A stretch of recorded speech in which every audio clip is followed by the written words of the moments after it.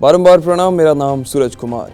राजनीति में हर खबर के अर्थ और अनर्थ दोनों निकाले जा सकते हैं। कई दिनों से इस बात पर हल्ला कटा रहा कि मायावती ने सपा अध्यक्ष अखिलेश यादव की ट्विटर पर हालत खराब कर दी। अखिलेश और उनकी पार्टी को कोसते हुए लंबे चौड़े लेख लिखे गए, लेकिन एक दिन बाद ही स्थिति बदल गई।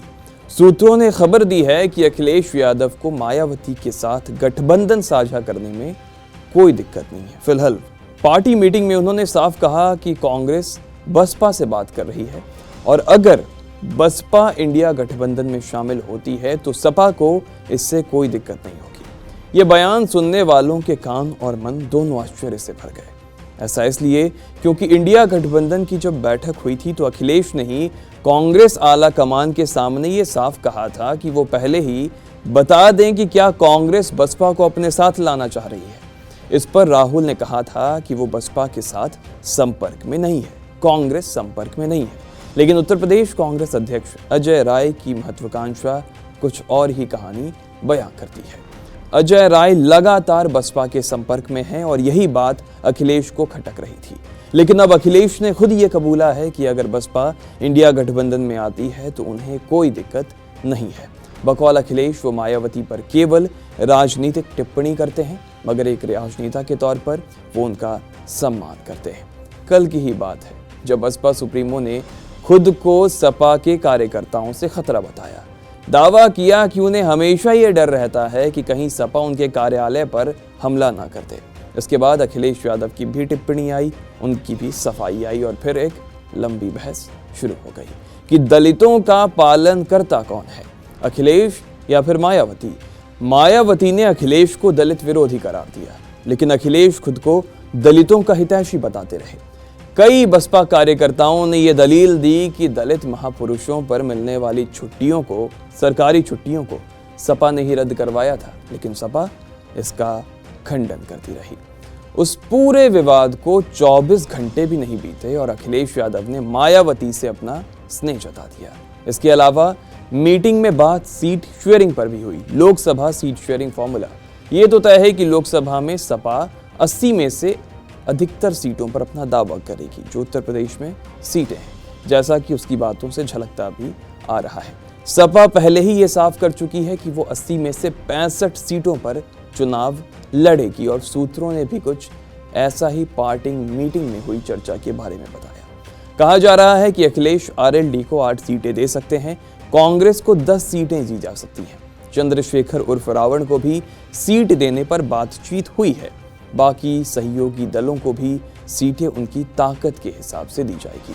अखिलेश ने कहा है कि जयंत 8 सीटें मांग रहे हैं, वो मेरे विश्वसनीय साथी हैं, उन्हें 8 सीटें दे दी जाएंगी। मीटिंग के बाद अखिलेश यादव ने आज मीडिया से भी बात की और बीजेपी के कई फैसलों पर नाराजगी जाहिर की।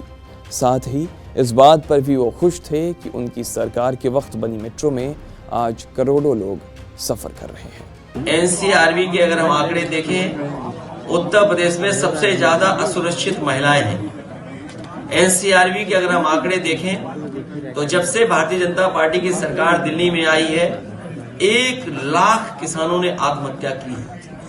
अगर हम एनसीआरबी के आंकड़े देखें तो उत्तर प्रदेश कस्टोडियल डेथ में सबसे आगे बढ़ता हुआ नजर आ रहा है। सबसे ज्यादा बेरोजगारी यहाँ पर है, सबसे ज्यादा नौजवान निराश हुआ है।